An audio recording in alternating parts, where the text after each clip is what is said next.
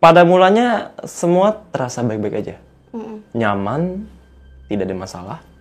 Sampai di bulan kedua dan ketiga, gue mulai ngerasa ada yang aneh.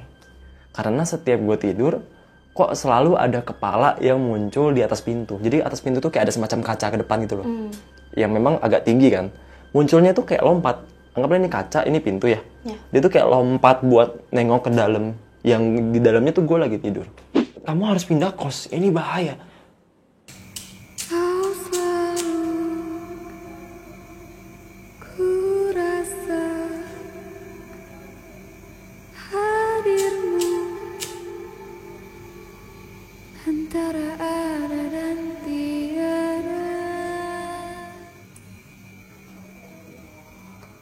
Halo masyarakat adat, gimana nih kabar kamu? Semoga dalam keadaan sehat, baik, dan berbahagia. Nah hari ini di adat, antara ada dan tiada. Seperti biasa, kita ngajak narasumber buat bercerita langsung pengalaman horor nyata mereka. Kali ini spesial banget karena narasumber kita, dia itu tidak seperti kita kebanyakan, yang tidak bisa melihat mereka, tapi narasumber kita justru bisa melihat dan berinteraksi. Yaitu langsung aja sama Philo Sebastian. Halo. Halo, Philo. Halo. Gimana kabarnya? Buruk. Oke. Tetap bertahan. Ya, Bukan tetap bertahan. semangat ya, tetap bertahan. Buruk karena skripsi. Tetap bertahan. Philo, aku kemarin sempat nonton channel YouTube kamu juga, ngeliat ternyata emang bikin konten tentang horor-horor juga ya. Iya. Dan kebetulan Philo memiliki sebutannya bisa special skills, kelebihan, Sensitivitas lebih. Iya. Indigo gitu. Iya, sejenis itu. Sejenis kayak gitu ya. Berarti bisa melihat mereka yang tak kasat mata ya sebutannya. Nah, hari ini mau cerita apa? Maunya gue cerita apa? Aku mau cerita, tadi kan kita udah ngobrol di luar ya. Iya. Banyak cerita, ternyata kalau Philo nih, dia tuh bener-bener setiap hari tuh ada cerita Selalu ada kita. cerita, Ada cerita. Dimanapun juga selalu ada cerita. Aku tertarik sama pengalaman Philo waktu ngekos di sebuah kawasan di Jakarta. Yang itu. Oke. Oke.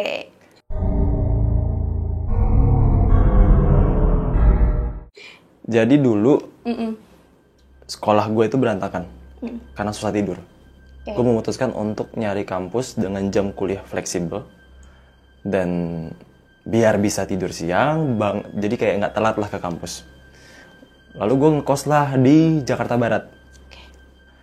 Di area kosan itu terkenal dengan banyak kampus yang mayoritas mahasiswanya itu minoritas. Mayoritas mahasiswanya minoritas. Harusnya orang-orang tahu sih, karena area tempat itu tuh tiap weekend tuh macetnya selalu parah banget. Parah banget. Dan ada salah satu mall tua yang cukup mencolok di sana. Karena di saat mall-mall tua seumuran mereka itu udah mungkin jadi sepi, jadi gak laku lagi, dia itu tetap bertahan sampai sekarang. Brand-brand bagus itu tetap masih bertambah di sana. Okay. Ketika gue kos di sana, gue itu cuma ngelanjutin tempat yang dulu abang gue pernah tinggalin. Jadi kayak biar nggak usah nyari lagi, lebih gampang gitu kan. Dan memang kebetulan kosan itu selalu full book. Jadi ketika ada orang yang mau masuk, mereka tuh harus nunggu 2-3 bulan dulu. Oke. Okay. Tapi karena koko gue pernah di sana, jadi gue dengan mudahnya langsung melanjutkan. Pada mulanya semua terasa baik-baik aja. Nyaman, tidak ada masalah. Sampai di bulan kedua dan ketiga, gue mulai ngerasa ada yang aneh. Karena setiap gue tidur, kok selalu ada kepala yang muncul di atas pintu. Jadi atas pintu tuh kayak ada semacam kaca ke depan gitu loh. Yang memang agak tinggi kan. Munculnya tuh kayak lompat. Anggaplah ini kaca, ini pintu ya. Dia tuh kayak lompat buat nengok ke dalam. Yang di dalamnya tuh gue lagi tidur. Beberapa minggu kemudian, dia mulai berani. Yang awalnya cuma nengok dari kaca, akhirnya sekarang tuh tiap gue keluar, dia ngeliatin dari ujung tangga. Terus tiba-tiba muncul dalam kamar. Tapi gue gak ngerasa takut. Gue gak ngerasa tertekan. Seakan energinya dia itu memang nggak bermaksud untuk menciptakan gangguan, hanya ingin menunjukkan keberadaan. Okay. Dan dia berhasil. Gue sadar kalau misalnya dia ada gitu kan. Yang jadi pertanyaannya adalah, apa yang lo inginkan?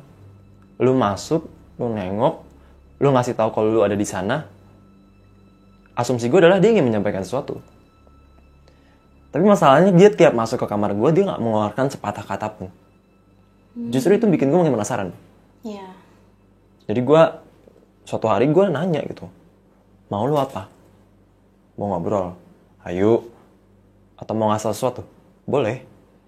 Tapi jangan datang secara mendadak. Karena beberapa kali dia tuh cara datangnya enggak banget. Bisa tiba-tiba di ujung ranjang lagi begini, ngeliatin, tapi ngeliatinnya ke muka gue gitu. Atau terbang misalnya ini badan gue, dia terbang kakinya tuh nggak sampai nyentuh, tapi ngeliat ke bawah kayak gini. Astaga. Jadi gue kaget, gue takut. Makanya gue minta ke dia untuk, lu kalau mau datang ke kamar gue, datanglah secara perlahan. Aku bukan takut padamu sebagai hantu, tapi aku takut karena caramu datang. Gak usah hantu, orang pun kalau datang begitu gue takut, gue bilang gue kaget gitu kan. Itu kan hal yang lumrah ya. Akhirnya dia mendengarkan masukan gue untuk datang secara perlahan. Tapi dengan konteks yang salah. Gimana tuh? Dia datang secara perlahan di kamar gue, pelan-pelan, tapi dari tembok nih. Kepala dulu, jadi munculnya tuh rambut dulu gitu loh. Jadi tembok rambut dulu, terus kayak gini, baru tangan, baru badan. Kan nggak kayak gitu, itu makin serem. Iya bener. Jadi gue kaget, gue bangun, ketawa. Lah, nggak gitu maksudnya, bener, tapi salah, gimana tuh? Baru akhirnya gue ajak ngobrol, dia seakan nggak berani ngasih tahu maksud utama dia mau ngomong tuh mau ngomong apa, dia nggak bisa ngasih tahu. Sampai pada akhirnya gue dan teman gue yang bisa juga mengetahui bahwa dia itu penglaris yang diikat di kosan itu. Oh, berarti sengaja ditaruh di situ. Sengaja ditaruh. Dan setiap gue dan teman-teman kos yang lain tuh benci banget sama ibu kos ini, karena ibu kos ini tidak punya etika. Kalau kamu menonton, hai, itu kamu. Dia nggak punya etika. Maksudnya, ya kita tahu gue tuh di sana bayar. Tapi kan harusnya lu sadar juga bahwa kosan lu bertahan karena ada yang bayar gitu. Dia suka ngebuka kamar kos anak-anak tanpa izin. Hah? Ngapain? Cuma buat ngecek atau misalnya ngecek aja. Serem ya? Ya serem, nyebelin. Yang kedua, misalnya ada orang yang mau ngekos di sana. Dia tuh ngasih contohnya ke kamar orang yang masih ada yang tinggal. Kan gak sopan, privasi gak ada dong. Iya bener. Bahkan gue pernah yang lagi ganti baju gitu, gue cuma pakai celana dalam doang. Dia manggil terus langsung buka, nggak ngetok nggak apa. Langsung gue dorong pintunya gitu kan. Jadi gue dan anak kos tuh benci banget sama ibu kos ini. Nah, korelasinya sama si makhluk atau penglaris ini adalah tiap kami menyebut dan menggibahi si ibu kos, mukanya kayak marah banget, kayak kesel banget. Energinya yang semulanya baik-baik aja tuh langsung merasa tertekan. Jadi gue setuju ada orang bilang musuh dari musuhku adalah temanku. Iya benar. Benar kan? Musuh dari musuhku adalah temanku. Jadi gue bilang ke si penglaris ini pada saat dia marah gue nyebut, gue bilang santai aja sih. Ngapain lu marah-marah kayak gitu? Yang benci sama dia bukan cuma lu, gue bilang. 1% yang benci sama dia. Dari situ dia jadi baik sama gue. Dia ketawa pas gue ngomong gitu, kayak ketawa, dan ketawanya tuh yang sampai kedengaran teman-teman gue nggak bisa ngerasain dan nggak bisa ngeliat. Kayak, oh bisa gitu ya? Jadi lucu gitu kan? Kayak kita punya satu orang yang sama-sama kita nggak suka, dia juga nggak suka, tapi gue nggak tahu alasan dia nggak suka itu saat itu apa. Ternyata alasan dia tidak suka adalah karena si pemilik kos ini yang menjebak dia di sana. Kasian. Dan dia meminta gue untuk membebaskan dia. Dia bilang bawa aku kemanapun asal tidak di sini. Jadi dia memang arwah baik yang harusnya bisa nyebrang. Oke. Tapi dia diikat karena entah gimana ceritanya, secara kebetulan dia punya energi yang ngebuat orang merasa nyaman. Energi itu yang setiap ada orang yang masuk ke area kos atau depan kos, itu pengennya yang ngekos di situ. Teman-teman gue yang yang datang pengen nginep di situ, padahal kamarnya itu kecil banget. Kecil banget kamarnya, dan nggak muat 4 orang, tapi 4-4-nya mau nginep. Itu kan rasanya udah sangat janggal ya. Iya. Tapi balik lagi berarti ini penglaris dengan makhluk positif. Yang dimana menurut gue ini jarang terjadi ya. Rata-rata tuh makhluk negatif yang jadi penglaris, karena adanya transaksi dimana gue larisin, lu kasih gue makan. Ini enggak, dia pengen pergi dari situ. Itu energi alami dia. Jadi gue yang awalnya pengen ngebantu pun jadi ragu-ragu, karena ya gue bukan siapa-siapa. Gue hanyalah mahasiswa baru yang baru tahu kalau diri gue bisa lihat itu, baru sadarnya tuh 1-2 tahun. Oh, itu baru banget ya? Baru banget. Jadi gue jadi bertanya-tanya gitu kan. Loh, terus pemilik kosnya selama ini berarti omong kosong dong. Dikit-dikit ngomongnya bawa Tuhan. Terus di kosannya ada patung salib. Ya ada pajangan patung salib gitu kan. Gue kayak, oh berarti semua itu kamuflase doang. Kayak dia tuh suka banget dikit-dikit bawa-bawa agama gitu. Oh ya. Makanya gue percaya bahwa ketika seseorang biasanya terlalu fanatik, ada kemungkinan dia itu munafik. Kayak lu mengikat arwah yang harusnya sudah bisa nyebrang, harusnya sudah bisa tenang untuk melariskan usaha lu. Ya, jadi gue antara kasihan campur marah. Ya. Ada keinginan untuk membebaskan gitu kan. Akhirnya gue coba untuk nyari tahu gitu. Ini tuh dipasangnya di mana? Karena gue perlu tahu exact location-nya buat ngambil barangnya.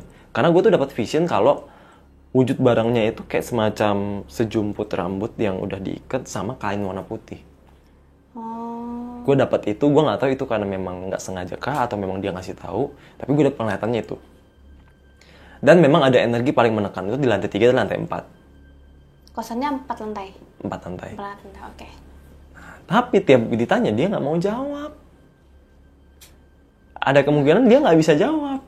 Entah karena dia ancam mungkin atau apa, gue nggak tahu ya. Jadi gue pakai strategi lah. Gue ajak temen gue yang nggak bisa komunikasi tapi lihatnya jauh lebih jelas daripada gue. Kalau gue kan lebih jelasnya komunikasinya kan. Jadi gue nulis di kertas gitu HVS. Gue ambil spidol, gue tulis angka 3, angka 4. Gue taruh agak berjauhan. Itu apa tuh maksudnya angka 3 dan angka 4? Lantai 3 dan lantai 4. Oh, oke. Karena dia nggak boleh ngomong kan? Iya. Jadi gue tuh bisa memastikan statement, pernyataan maupun pertanyaan ke makhluk yang pasti sampai. Di saat temen gue lihatnya jelas banget, tapi dia nggak bisa komunikasi. Jadi gue akhirnya ngomong ke dia. Iya. Kasih tahu ke gue, benda yang mengikatmu itu ada di mana. Akhirnya dia jalan pelan-pelan, jalannya tuh kayak terbang, tapi nggak terbang, kayak nyeret gitu loh, kayak hampir nyentuh lantai, kayak gini. Gitu. Terus dia akhirnya agak bungkuk, dia nunjuk ke lantai 4. Lantai 4. Next, di mana? Lantai 4 sebelah mana? Iya, tepatnya di mana? Tepatnya di mana? Terus gue tulis, tembok, lantai keramik, WC, gue tulis sampai 3, gue taruh. Jadi dia cuma kayak gini, kayak marah gitu, karena nggak ada di jawabannya ternyata. Oke. Ya terus di mana? Gue kan nggak tahu juga. Sampai gue nanya ke temen gue bilang jangan ikut campur, bahaya. Tapi ya gimana, gue kasihan, toh gue udah mau pindah juga gitu kan. Ternyata dia di plafon gitu. Di depan WC kayak ada kotak yang bisa diangkat, tau gak sih yang biasanya? Oh iya. Iya. Buat naik ke atas. Ternyata di situ. Kamu coba ngambil? Coba ngambil. Lalu apa yang terjadi saat mencoba? Belum sempet ngambil, baru nyampe lantai 4. Ini agak serem sih. Tiba-tiba gue lagi jalan gak kenapa-napa. Penglihatan gue tiba-tiba gelap remang-remang. Buka mata gue buka, tapi tiba-tiba gelap remang-remang. Terus lagi di tangga, ya udah jatuh. Dari baru setengah lantai 4 jatuh ke lantai 3. Ini jatuhnya kayak terguling gitu? Sedikit. Karena belum naik tinggi banget. Ya.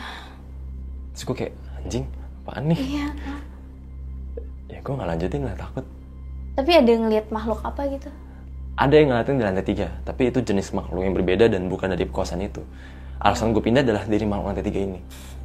Kenapa alasannya pindah? Jadi, Oke.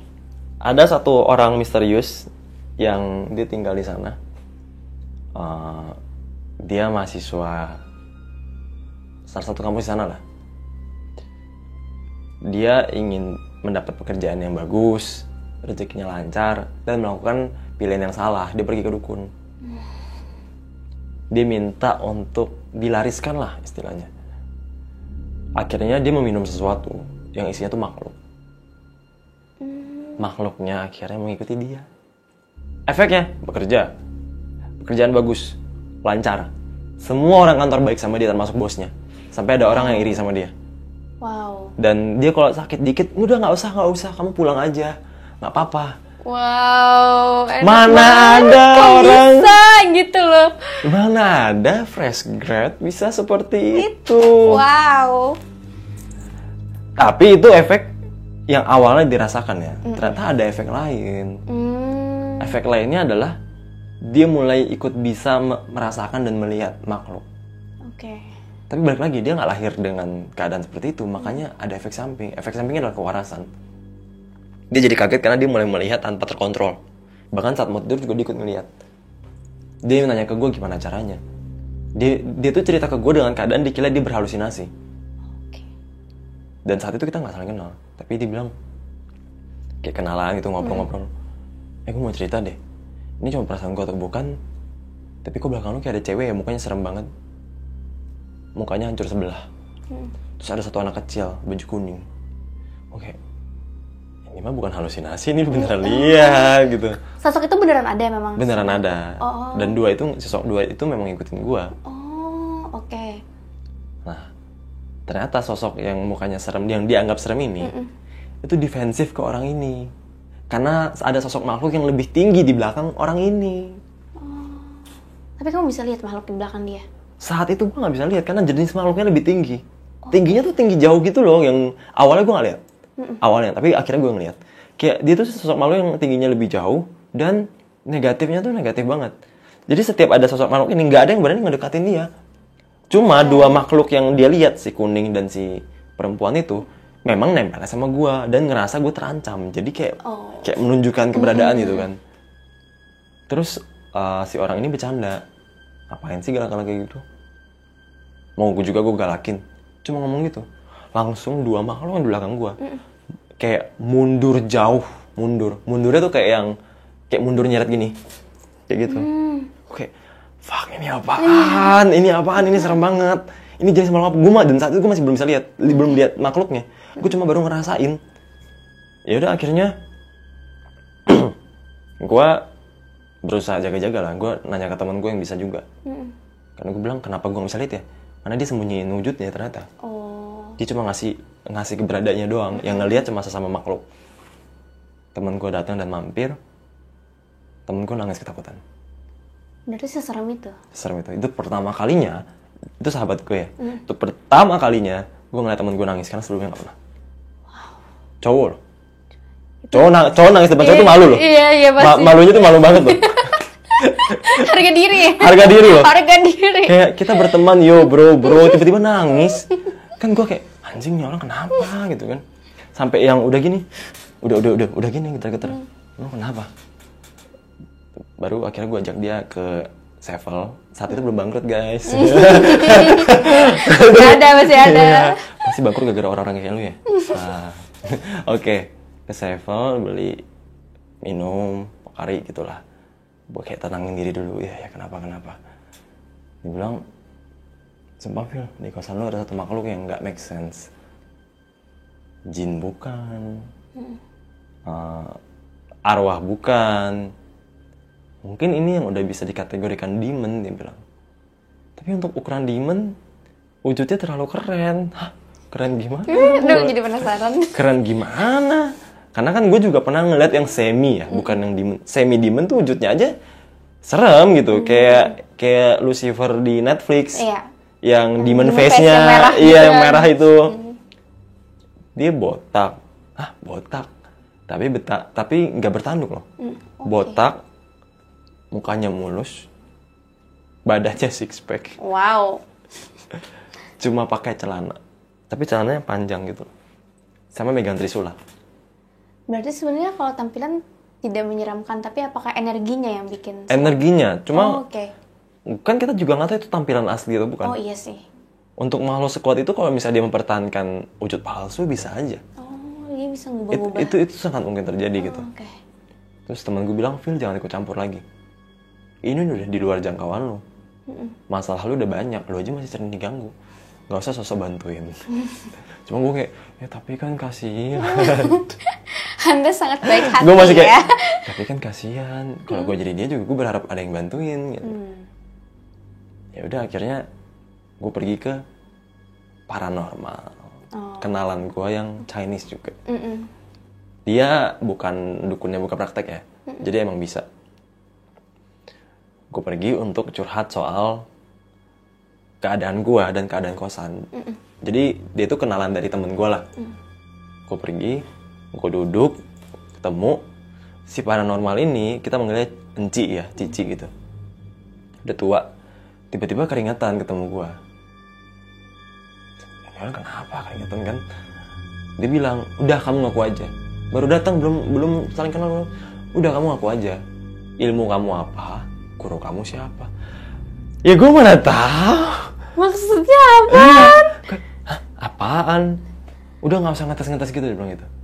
Saya nggak ngetes sih, gue bilang. Saya nggak ngetes, kapan saya ngetes gitu. Terus dia diem. Oh, oke. Oh, bawa lahir. Dan dia bilang energi gue berlebih dan kadang bikin hantu tuh salah kaprah. Dia pun merasa kirain gue nantang dia. Padahal enggak. Hei, aku datang mau konsul, mau minta tolong. Gue mau minta tolong, bangsat gitu kan, mau nantangin. Terus gue ceritalah soal kosan gue. Gue cerita soal kosan, tiba-tiba dia ambil kertas. Dia minta pensil dari anaknya. Dia gambar denah kosan gue. Itu benar sama persis? Beneran. Oh my god.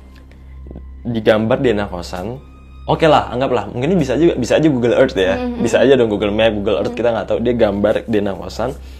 Tapi dia jelasin barang nggak ada di lantai 2 dan 3. Ada apa di sana? Kayak misalnya raknya di posisinya di sebelah sini. WC-nya ada 2, gini. God, yang tahu pasti anak kosan doang lah. Iya, sedetail itu. Jadi gue kayak, oke, dia beneran sakti. Hati-hati Vilo. Gitu. Dia sakti tuh bukan wah keren ya, enggak. Hati-hati. Iya. Karena gue nggak tahu dia akan ngapain gitu. Akhirnya dia jelasin, dibilang, kamu ambil tahu. Dia akhirnya bilang ke gue, kamu ambil tahu yang penglaris itu. Nanti kamu yang laris. Gitu. Orang gue pengen bebasin, lu nyuruh gue ngambil buat ngelarisin diri gitu. Tapi emang si makhluknya ada bilang kayak, mendingan gue ikut sama lu daripada terikat di situ. Karena kalau terikat itu berarti dia nggak bisa kemana-mana. Dia cuma bisa stay di kosan itu. Lalu? Ya, terus, sebentar. Dia bilang gitu, sebentar. Kenapa kamu cepat-cepat pindah. Jangan berurusan dengan di lantai 3. Yang six pack tadi. Dia bilang, ini tuh udah bukan jenis makhluk yang bisa ditangani oleh manusia. Ini udah definisi setan atau demon. Oh my god. Terus gue kayak, kenapa mahasiswa ini dari segitu banyak penglaris, biasanya kan paling jin, kunti, paling alay gitu kan. Kenapa dia bisa dapet yang kayak gitu? Dan orang yang udah kedukun, terus minum sesuatu segala macam, sumpah yang gue lihat tuh kebanyakan masih jin atau arwah, yang kita masih bisa usir, bersihin. Yang ini tuh nggak bisa. Dia tuh udah ke muka agama gagal, mau apa gagal, didoain, gue doain, nggak ngefek. Oh my. Gue setel lagu Buddhis, kalau di Buddhis tuh ada namanya lagu Om Mani Padme. Itu ada lagu mantra Chinese gitu kan. Rata-rata tiap gue setel, gue nggak tahu artinya. Semua makhluk negatif di sekitar itu tuh kesakitan, teriak dan lari. Gue bukan Buddhis ya, tapi lagu itu entah kenapa ngefek. Gue setel tuh untuk ngebedain dia tuh positif atau negatif. Karena positif biasa kan ngerasa nyaman, terlindungi kan. Nggak ngefek di dia. Sedikit pun nggak ngefek. Nggak ngefek. Temen gue numpang sholat di kamar gue, nggak ngefek. Kunti pergi, dia nggak. Jadi kan serem banget. At least kalau ngefek dikit kan pasti kayak nahan sakit gitu kan. Nggak, dia tuh cuma kayak nge-glitch dikit banget kayak. Tapi kayak biasa aja. Sekuat itu. Jadi gue diminta, kamu harus pindah kos, ini bahaya. Dan ternyata sahabat gue juga ngomong gitu. Padahal sahabat gue dan si paranormal ini nggak saling kenal. Akhirnya gue pindah kos. Berapa lama tuh rentang waktu dari paranormal dan pindah kos? Sebulan. Wow, bener-bener segera mungkin. Harus nyari dulu kan. Ada yang bagus, murah, booking. Gitu. Oke, terus kalau si penglaris itu gimana nasibnya? Oh, dia marah pas gue pindah. Dia tahu gue pindah, gue tiba-tiba udah packing segala macem. Dia nyamperin gue dan kayak mau nyekek gitu, kayak kesel yang dari awal baik ya. Jadi kesel karena dia tahu gue adalah satu-satunya harapan dan kesempatan dia untuk bebas. Karena hanya gue yang bisa ngelihat. Sedih. Kasian, tapi gue juga kasian, tapi gue nggak bisa berbuat apa-apa. Iya benar. Tapi dia udah main kasar, udah gini-gini. Ya udah secara terpaksa gue gampar. Oh ini KDRT. Amit. Gue pertama kali kasar sama cewek tuh di dunia hantu doang. Dua kali. Dua-duanya Kunti kok, pantas lah. Kayak ya tapi lu sih kasar gitu kan. Kalau dipukul kayak gitu gimana efeknya ke makhluk yang kayak dia teriak lah kesakitan. Karena kan gue itu nggak bisa ngusir. Rata-rata teman gue ngusirnya itu pakai doa. Oh ya. Terus ada yang bikin pelindung, barir gitu loh. Gue tuh nggak bisa bikin barir. Karena gangguan pertama gue itu bukan melihat dan merasakan, tapi gue pindah ke dunia mereka.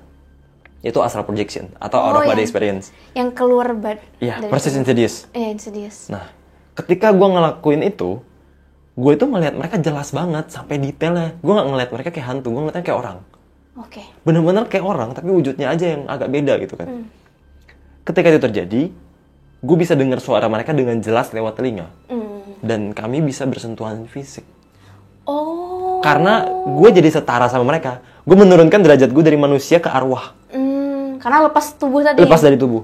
Yang bikin gue diganggu adalah itu. Karena makhluk-makhluk di sana penasaran.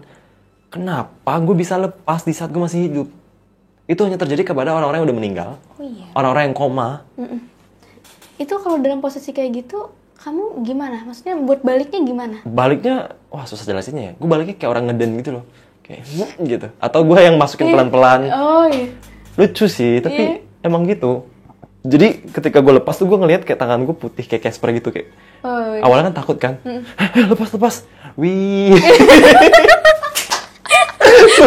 Gue kayak orang goblok. Awalnya takut tapi wih, terus ada tembok kan. Gue masukin. Wih. Aduh, lucu banget. Kayak kagum gitu ya. Ada apa ini? Oh, bisa gitu ya. Terus akhirnya gue terbang gitu. Cuma gue nggak berani sejauh itu karena gue tahu ternyata ada yang merhatiin. Itu yang merhatiin apa? Makhluk-makhluk yang melihat, loh kok masih hidup bisa keluar tapi badannya nggak mati. Iya. Jadi ada rasa keinginan untuk mau masuk. Oh, masuki badan kamu. Iya, gue tuh bukan mediator, gue bukan mediasi. Gue nggak bisa meminjamkan badan gue sebagai wadah untuk berinteraksi. Tapi bagi mereka, badan kosong, kalau dimasuki, berarti bisa diambil kontrolnya. Kayak di Insidious. Iya. Dan tentu gue nggak akan membiarkan itu terjadi, makanya gue nggak pernah berani jauh-jauh. Mungkin lu pernah dengar cerita orang astral projection sampai kemana. Kemungkinan mereka punya ada penjaganya gitu, ada yang jaga gitu. Gue tuh nggak ada. Karena gue nggak mau mendalami. Gue lebih ke nggak berani. Dan gue ngerasa toh belum butuh-butuh banget juga. Gue masih bisa hidup normal saat ini. Gue mencukuri apa yang terjadi saat ini gitu. Oke. Jadi saat gue astral projection itu ya gue dulu gue ngusir kasar. Gue belajar dari Lindsay, pemeran Alice di Insidious. Oh iya tahu. Oh. Yang ada hantu gaun kan? Hantu gaun. Dia takut awal terus ditonjok. Oh. Come on bitch. Gue habis nonton itu malamnya gue praktekin. Gue kayak wah. Bisa ya? Bisa. Tapi gue diomelin langsung sama Teh Risa sama Mbak Sarah. Oh kenapa emangnya? Gak boleh ngusir kayak gitu. Oh. Itu ngusir kasar. Kan yang kebetulan yang gue temuin kunti-kunti jamet. Jamet. Kalau yang gue temui yang kuat kan mereka bisa marah dan membalas. Jadi gue pakai cara itu cuma kalau buat ke hantu-hantu rendahan doang. Tonjok kayak jambak kayak tendang perutnya. Kalau untuk melakukan astral projection itu, kamu buat melakukannya apakah harus ada sesuatu yang dilakukan atau semudah udah rebahan? Dulu separah itu. Oh, semudah itu. Bukan semudah, separah. Karena gimana? Ketiduran lepas. Lagi ujian lepas. Bahaya banget ya. Terus kayak kalau lepas itu kadang-kadang mau masuk nggak bisa. Kayak gue ini tangan gue nih, tangan kanan anggap lah ya. Ini rohnya nih. Mau masuk tuh kayak lost gitu. Jadi gue nangis lah. Iya, gimana itu kalau di tempat umum? Ini gimana? Pernah gue lepas, kan dulu ke sekolah kan sering kecelakaan naik motor. Gara-gara ngantuk. Jadi gue mutusin untuk naik angkot. Pernah gue lagi di lampu merah 30 detik. Gue lepas dong. Aduh gimana itu? Oke. Udah mau hijau. Masuk. Nggak masuk. Aduh. Jadi beneran lost.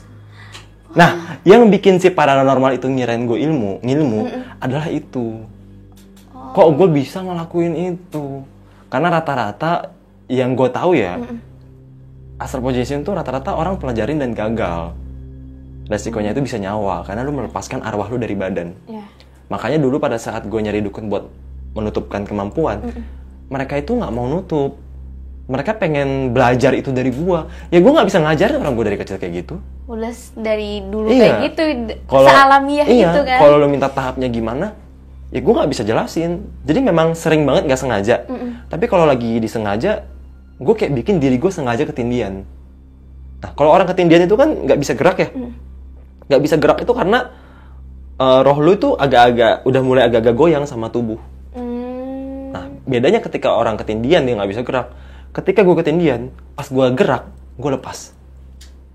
Oh, I see. Jadi di saat itu tidak sengaja ya udah zong aja. Ya kadang kalau siang seru sih. Karena siang yang serem-serem tuh nggak ada. Oke, berarti kalau siang kayak gini nggak ada yang Nggak serem-serem? ada. Cuma kalau malam dan subuh yang negatif-negatif itu kan berkumpul kan. Makanya kalau siang tuh ketemu yang bagus-bagus mereka bisa diajak ngobrol. Dan malah seru. Di sini ada nggak? Semua tempat ada. Di sini ada apa? Kayak gitu. Oke. Terus kalau untuk kosan tadi yang si penglaris itu wujudnya gimana detailnya? Kayak Sebenarnya dia cewek WC lagi. gitu? Aku WC. Sebenarnya dia cewek yang cantik. Cewek yang cantik, oke. Kayak perempuan desa gitu. Gue dapet vision bahwa dia tuh tinggal di sebuah desa, pepohonan rindang. Gue nggak tahu itu di mana dan gue nggak tahu itu matinya kapan ya. Kita nggak tahu kan. Dan gue dapet vision itulah yang ngebuat gue pengen bantuin. Dia itu cuma korban. Itulah pertama kali gue tahu kalau penglaris itu ada ya dan tidak semuanya negatif. Ada yang positif kayak dia Iya, ya. ternyata negatifnya pemilik kosnya. Kayak, hey keparat, hentikan berdebah. Gue benci banget sih ketika ngelihat manusia yang kayak gitu. Karena gue punya pandangan bahwa hantu jahat atau arwah jahat itu berasal dari manusia jahat juga. Semasa hidupnya dia. Oke. Terus tadi kan kamu juga bilang di awal kalau kawasan tempat kamu kos tuh bukan kosannya doang kan, berhantu lah ya. Kawasan itu pun juga gitu. Ada cerita-cerita yang pernah kamu dengar nggak? Atau kamu melihat sendiri? Nah, di dekat situ ada sebuah mall. Oke. Mallnya terkenal karena bentuknya aneh. Oke. Anehnya gimana? Lu itu bisa naik ke lantai berikutnya tanpa perlu naik tangga atau eskalator. Bentuknya tuh kayak lantai miring. Mallnya ramai sampai sekarang. Dan gue masih sering kesana karena nyaman. Meskipun banyak kejadian, gue sering kesana. Dia tuh everything at once gitu loh. Lu mau belanja ada, jajan banyak. Meskipun banyak yang kadang keserupan, bunuh diri. Oh, di mall itu banyak yang kesurupan? Iya, pernah 2 kali. Kamu Gua di lokasi. Oh my god, langsung di lokasi. Gua di lokasi. Gimana? Jadi gini, mall ini memang terkenal banyak yang bunuh diri. Dan bunuh diri itu selalu di lokasi yang sama. Karena bentuknya yang aneh mall ini. Dia itu lantai paling tinggi itu maksudnya lantai 6 atau lantai 7. Banyak orang yang sengaja ke tengah-tengah buat lompat ke bawah. Bahkan sampai sekarang kalau lu cek di Google, ada video orang bunuh diri itu ada. Dia siap-siap, udah preparation, dia naruh HP, naruh sendal, terus pegangan mall kan, dia ngeliat ke bawah terus lompat. Ada videonya. Sampai sekarang ada. Dan yang nggak tersebar adalah video kesurupan massal di situ. 3 atau 4 tahun lalu, gue lupa. Ada kesurupan massal yang terjadi di dalam mall itu. Banyak banget SPG department store, penjaga toko, itu kesurupan lari-larian kayak monyet. Dan itu gue kaget, kenapa nggak bisa masuk? Kenapa nggak ada masuk media gitu? Dan gue di situ, temen gue tempelan, kesurupan, dan ketakutan ngelihat gue. Dia kayak awalnya teriak. Pas lihat gue dia ketakutan, dia mau kabur. Ternyata di saat dia ngeliat gue, lagi ada temen gue yang baik, yang sengaja nempel sama gue untuk memastikan gue nggak ada ditempeli dari yang ada di sana. Oh, dia ngejaga lah. Dia ngejaga. Jadi dia di belakang gue, dia bikin muka gue tuh jadi serem dan kayak nyamping gitu loh. Jadi kayak di pandangan orang, muka gue tuh menyeramkan karena itu adalah wujud yang diperlihatkan sama si makhluk supaya nggak ada yang ngedeket ke gue. Padahal dia makhluk baik, dia kamuflase aja gitu. Sampai gue deketin dia nggak mau, akhirnya gue pegang paksa, gue doain. Dia teriak-teriak, kesakitan, kepanasan. Ya udah, habis itu banyak banget orang-orang kesurupan, kita ngebantu-bantuin biar nggak lompat karena kan lantainya tinggi ya. Ada yang mau lompat. Oh, sampai mau lompat. Sampai mau lompat, bahaya banget.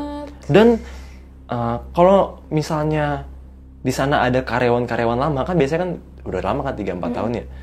pastilah adalah beberapa yang masih menetap kerja di sana. Kalau kalian tanya ke sana, orangnya masih tahu. Karena pada saat gue bikin video itu, gue pernah cerita itu ya dulu, ya, udah lama banget, 4 tahun lalu. Gue bikin video itu, komennya tuh bilang, iya kak, saya saksi, saya karyawan di sana, sumpah serem banget. Saya penjaga di salah satu aksesoris, pip. Tuh. Itu yang kesurupan masal tuh tahu nggak sih apa penyebabnya? Itu hari sebelumnya Red Full Moon. Jadi dia dua kali, dia ada dua. Itu ke tahun berapa ya? Red Full Moon, gue ingat banget itu lagi rame-ramenya karena lagi cantik banget.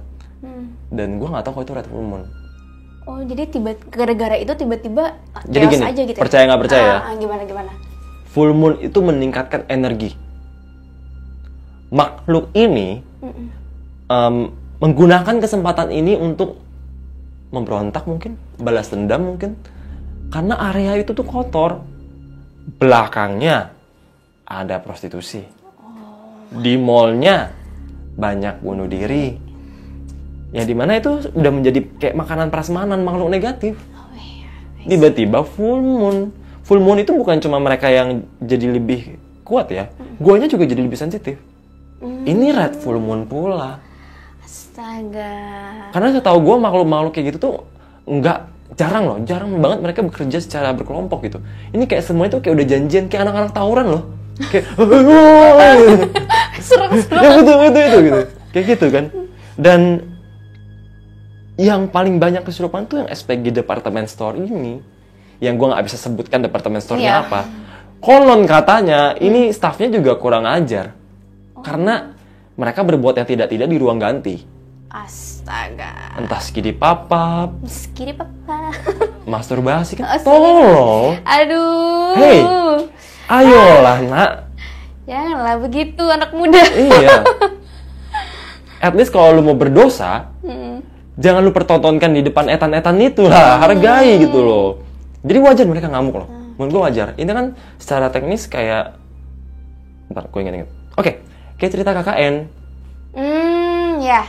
Karena dia melakukan hal-hal yang ya nggak baik lah ya. Kayak nggak usah hantu. Kalau itu gue di situ gue juga ngamuk. Bener. Dan menurut gue itu cerita yang keren sih karena banyak saksinya. Cuma bisa nggak masuk media. Iya. Kan tahu gitu harusnya ya gue nggak bantuin temen gue rekam dulu. Langsung iklan 10. Beli mobil gue. Berarti itu kejadiannya malam ya karena Red Full Moon. Sore loh. Sore. Hari pertama sore, hari kedua malam. Dan teman gue akhirnya digiring ke kosan dulu. Akhirnya dia kesurupan kayak gitu. Kayak aduh, malah yang kesurupan yang nggak percaya hantu lagi. Oh iya. Iya. Karma itu karma. Biar tahu rasa ya. Biar tahu rasa. Hai kamu. Dia awalnya nggak percaya. Awalnya nggak percaya. Dia staf di salah satu bank swasta paling terkenal. Dia nggak percaya. Terus dia ketempelan, dia diganggu, dia jadi lihat. Tapi lihatnya, dia lihatnya cuma pas dia ketempelan aja. Jadi kesurupan, dibersihin kan balik lagi kan. Jadi nempel doang, nggak sampai kesurupan. Jadi agak linglung, jadi bisa lihat hantu. Tapi pada saat dibersihin total, dia udah nggak bisa lihat. Oke. Makanya ada orang yang mengaku dirinya indigo. Ternyata dia itu ngelihat karena ada makhluknya, dia ketempelan. Itu memang ada yang kayak gitu. Dan kalau dibersihin atau didoain, hilang. Tapi bagi haters gua, lu mah bukan indigo, lu mah ketempelan. Gua tuh nggak ada yang nempel. Gua bawaan. Jadi yang nempel itu ganti-ganti. Jadi misalnya nggak ada yang nempel.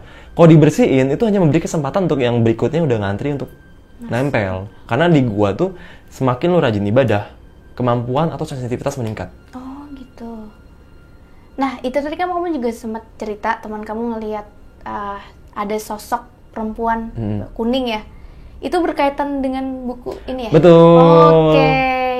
Ini buku Vilo. Jadi Vilo bikin buku. Iya. Ini isinya berarti tentang awal mula gue menyadari seperti ini. Oke. Dan di cover ini yang kuning? Si kuning. Oh, sebutannya si kuning. Dia adalah arwah perempuan berumur 13 tahun. Oke. Gue nggak tahu dia meninggal karena apa, tapi dia di teman masa kecil. Gue bahkan ngomong sama dia pakai bahasa Oh, berarti dia Chinese ya? Dia Chinese. Dia Buddhis bahkan. Dan dia sangat baik. Dia tuh ngikutin gue ke sekolah, kemanapun. Ngingetin gue ibadah. Aduh, kayaknya setannya gue. Sungguh baik ya, mengingatkan ibadah. Tapi sampai sekarang masih ngikut ya? Saat ini enggak. Oh, saat ini udah enggak? Saat ini lagi enggak. Oh, lagi enggak. Tapi kadang-kadang bisa muncul gitu. Muncul. Nah, di buku ini apakah menceritakan tentang si kuning aja? Sedikit. Sedikit. Karena gue sendiri masih mempertanyakan kelanjutan cerita gue dan dia. Kayak gue ingin melihat ke depannya seperti apa. Tapi lebih ke, ini adalah awal mula di mana gue sadar kalau gue bisa melihat dan merasakan itu, yaitu pengakuan dosa. Pengakuan dosa itu aktivitas Katolik yang kalian sering lihat di film horor. Oh, yang masuk ke bilik kayu, gitu ya, terus kayak iya, terus ada jaring-jaring kan, biar mukanya nggak kelihatan. Nah, pengakuan dosa itu biasa dilakukan setahun sekali, di mana seorang umat mengaku di dosa ke pemuka agama. Syaratnya adalah kita ngaku sebebas-bebasnya, tapi biar bebas itu kita nggak kelihatan. Biar pemuka agama nggak tahu yang aku dosa siapa. Setelah gue lepas dari situ gue lega karena dia nggak ingat muka gue gitu. Gue ngaku dosa dan gue cerita tentang gangguan gue. Oh, jadi dosa yang kamu akui itu adalah dosa yang pernah gue lakuin. Yang pernah kamu lakuin. Tapi gue sekalian konsul tentang gangguan hantu. Karena dulu kan nggak percaya pas SMA. Pertama kali banget tuh pas usia berapa sih? SD kayaknya. SD udah ini ya. Cuma kan gue masih yang denial. Kayak keluarga gue nggak percaya soalnya. Gue anak kembar dan kembaran gue juga nggak bisa gitu. Jadi gue harus cerita ke siapa gitu. Berarti di keluarga satu-satunya? Satu-satunya. Oh my God. Jadi menjadi tekanan tersendiri ketika keluarga tidak percaya, tidak suportif. Anak kembar tapi kembaran juga nggak bisa. Kayak sendirian ya? Sendirian. Kayak bener-bener sendirian. Makanya gue akhirnya ngelakuin pengakuan dosa dan terbongkar lah di sana. Kayak biliknya malah dibuka, tanganku dipegang. Harusnya nggak boleh. Bukan nggak boleh. Gue nggak pernah dengar ada yang pengakuan dosa kayak gitu. Kayak biliknya dibuka, dia lihat ke gue, terus dia pegang tangan gue. Kamu yang sabar, kamu jangan takut, kamu nggak kenapa-napa. Tapi pulang dari sini kamu harus mengikuti 3 syarat dari saya. Apa tuh syarat? Syarat pertama, doa Bapa Kami salam merah minimal sekali sehari, wajib. Syarat kedua, minta holy water, minum, tebar sekitar rumah. Syarat ketiga, bawa rosary yang sudah diberkati kemanapun kamu pergi. Itu tujuan syaratnya apa? Untuk membantu gue dari gangguan hantu itu. Tapi kamu lakuin? Gue lakuin dan memburuk. Oh, bukannya membaik ya? Bukan, memburuk. Jadi kalau ada yang bingung, rosario itu kayak tasbih versi Katolik. Holy water itu kayak air yang biasa dipakai. Iya, di film-film itu kan. Iya, kalau misalnya mungkin air wudhu ya. Iya. Cuma kalau di Katolik itu yang diginiin gitu. Kayak gitu. Yang buat ini nggak sih di film diciprat-ciprat gitu kan? Iya. Kalau mengusir setan. Oh. Tapi tidak membantu, malah memperburuk keadaan. My God. Terus kamu balik lagi nggak nanyain kenapa ini memperburuk gitu? Enggak, gue takut. Jadi ya gue di hari keempat gue stop aja. Stop aja. Makanya gue bilang, biasanya haters akan bilang gini ya. Lu tuh punya Tuhan, lu jangan takut, lu harusnya terusin. Lu nggak lihat bangsat. Nggak ngalamin. Lu nggak lihat. Ya gue bukan takut karena dia hantu ya. Mau dia orang pun kalau wujudnya kayak gitu ya gue takut. Kayak gue takut sama wujudnya, gue bukan takut karena dia hantu. Gue takut, gue jijik sama wujudnya. Wujudnya kayak gimana sih yang pernah kamu lihat? Misalnya dia meninggal ketabrak, tapi masih gerak. Ayo gimana tuh? Aduh, serem banget. Nah iya kayak gitu, jijik kan? Kalau misalnya dia berdarah-darah, terus jadi wujud mereka itu adalah hasil proyeksi pikiran mereka. Wujud mereka itu biasanya terakhir mereka meninggal seperti apa, jadilah seperti itu. Jadi kalau wujudnya bagus ya gue ngomong santai. Om, Tan. Tapi kalau wujudnya yang lompat dari gedung, mukanya benyek, kayak geprek. Aduh, kayak antara takut dan jijik juga gak sih? Mau lu bilang, kan lu punya Tuhan, betul. Kan lu punya mata. Kayak gitu sih. Berarti di buku ini lebih banyak tentang awal mula ya, perjalanan kamu menjadi seorang. Dan sempat nutup juga, ada perjalanan di situ. Oh, kamu pernah nutup juga? Oh, iya. Sebenarnya tidak berhasil ya? Banyak nggak berhasil. Karena sampai sekarang masih kan? Iya. Gue sampai ke Romo, pemuka agama Katolik, pendeta, Pak Ustadz, vihara. Wah, semuanya ya? Tapi vihara suruh nyerah sih. Dari semua respon yang vihara bilang, yang di vihara itu bilang, percuma nggak bisa, terima aja. Karena itu udah bawaan. Ya. Aku tidak menyerah. Nah di buku kedua jelasin tentang nanti. Dari vihara ini sampai vihara doang. Oh, sampai vihara. Sebenarnya ada lanjutannya. Oh. Gue ke dukun. Oh. Seru nih. Ini kalau misalnya teman-teman di sini mau baca, gimana belinya? Belinya bisa di tokopedia.com/. slash The Besties. The Besties. Oke. Iya. Ini masih PO. Masih PO. Masih PO. Akan segera hadir di toko buku terdekat dan bisa baca chapter gratisnya juga di gagasmedia.net/pengakuan dosa. Oke, pengakuan dosa. Yang penasaran gimana kehidupan seorang anak indigo gitu ya? Dosa-dosa gue ada di sini. Silahkan ya, ingin membaca dosa-dosa Philo. Iya. Seru-seru sih, semoga ini banyak yang baca dan banyak yang suka. Oke, aku mau nanya dikit nih terkait dengan kosan tadi. Iya. Jadi kosan tadi kan pakai penglaris. Nah itu sistemnya gimana tuh si hantu itu ditaruh di mana? Ditaruh Jadi di situ. penglaris itu rata-rata sistemnya kayak gini. Mm-mm. Ini makhluknya. Iya. Dia mengeluarkan energi. Hmm. Anggaplah energi ini kayak sinyal. Oke. Kalau ada yang main Mobile Legend, perumpamannya itu Odette lagi ulti. Oh, lagi ulti. Odette lagi ulti. Iya. Jadi siapapun yang masuk ke lingkaran itu akan merasa nyaman dan ingin menetap. Tapi balik lagi, karena skill areanya terbatas, itu hanya berlaku bagi mereka yang lagi ada di area situ. Jadi penglaris itu sistemnya kayak gitu. Bukan yang lu bilang apa, tuyul, naro liur di tempat bakso, nggak kayak gitu. Oh, aku pikir tuh kayak gitu kan banyak cerita kayak gitu tuh. Justru gue bingung kenapa ada yang kayak gitu. Iya, tuh kan katanya terus ada kunti lah yang melambai-lambai gini atau ngaduk-ngaduk. Cerita-cerita kayak gitu. Enggak lah, mereka nggak sebodoh itu, panas loh itu. Nggak, karena setahu gue, kalau mereka ikut makan, masih logis di gua. Tapi kalau mereka naro liur, diketawain sama hantu nggak sih? Kalau gue sih mikirnya gitu ya, karena sejauh ini gue nggak pernah lihat kayak gitu. Oh, berarti kalau Kayak rata-rata berdiam diri atau ya diam aja, ikut jalan-jalan biasa, cuma dia terbatas tempatnya, wilayahnya. Jadi bukan yang dia jongkok di atas panci lah apa. Iya, kayak gitu-gitu kan cerita yang banyak. Enggak sih. Oh, berarti kalau misalnya kita makan di tempat yang penglaris, misalnya orang awam kayak aku nih nggak tahu ya. Sebenarnya penglarisnya itu tidak mencampuri makanan. Enggak. Dia bikin area energinya itu kayak jatuhnya hipno ya. Iya. Jatuhnya hipno. Karena lu bayangin kalau ada tuyul lagi jongkok depan panci, terus tiba-tiba ada anak indigo lewat, ngapain lu? Malu pasti dia. Apalagi liur. Iya, ngapain lu? Tapi gue pernah kok makan tempat makan yang ada penglarisnya. Itu gimana? Gak apa-apa. Ya makanannya emang enak juga sih, jadi gue bodo amat, udah bayar. Ya berarti nggak apa-apa sih sebenarnya. Iya, kan yang penting kan gue sebelum makan udah doa. Jadi yang sebenarnya yang nggak akan ngaruh ke kesehatan juga. Oh iya. Itu emang tipu muslihat aja, hipno aja. Itu kayak lu lagi dibujuk masuk MLM. Berarti nggak apa-apa. Yang penting doa ya sebelum makan. Yang penting doa, benar-benar. Terus kalau misalnya penglaris usaha kayak gitu tuh ada pantangannya nggak sih? Oh, nggak tahu, kan saya tahu. belum buka ya. Nanti gue buka dulu ya. Oh ya. iya, udah bawa yang di kosan ya biar Anda laris. Nanya ke gue. Dukun. Kenapa lu nanya itu, lu berniat buka usaha ya? Enggak, pengen tahu aja. Siapa tahu kan di oke. sini ada yang mau punya usaha, tapi kayaknya banyak cerita deh di Jakarta tuh orang-orang pakai penglaris gitu. Tapi gara-gara gue creator horor, sekarang kok dapat undangan tempat makan, captionnya enak lo beneran nggak pakai penglaris gitu. Gitu. Iya bercanda. Oh, kali aja bener. Kayaknya bener sih ya. Wow. Terus kan kamu taunya itu penglaris juga dari si makhluk itu kan, keberadaannya dia. Terus ada yang pernah ngeliat nggak sih si ibu kos itu melakukan hal-hal yang aneh terkait dengan penglaris yang menguatkan bahwa dia memakai penglaris gitu? Nggak pernah lihat. Nggak pernah lihat. Nggak pernah lihat. Karena dia itu pakai kaki tangan, dia pasti nyuruh dukun, nggak mungkin dia sendiri. Iya sih. Dia juga brandingnya ya juga ini ya sangat agamis gitu, taruh-naruh ini. Oke deh. Oke, itu tadi cerita dari Philo. Buat teman-teman, terima kasih udah nonton. Part mana nih menurut kamu yang paling seru atau paling menyeramkan? Buat kamu sekali lagi yang pengen beli bukunya, bisa di link ini atau baca di description box. Aku sama Philo pamit undur diri. Bye!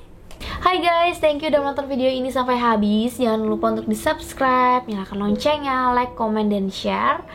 Bantu aku untuk membangun channel ini sebagai channel nomor 1 penjelasan mengenai mitologi, horor, dan misteri.